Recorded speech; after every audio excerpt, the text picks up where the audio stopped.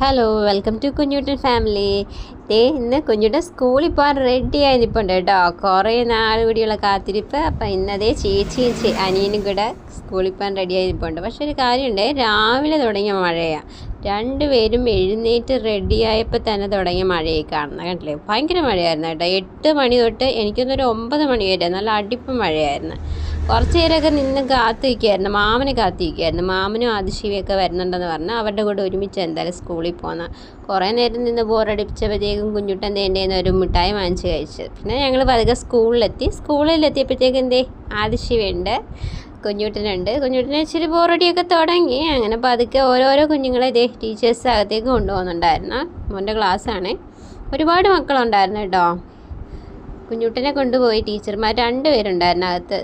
പിന്നെ അവൻ എനിക്ക് തോന്നുന്നു നെയിം ടാഗ് ആണെന്ന് തോന്നുന്നു, നെയിം ടാഗ് കുത്തി കൊടുക്കുന്നുണ്ടായിരുന്നു.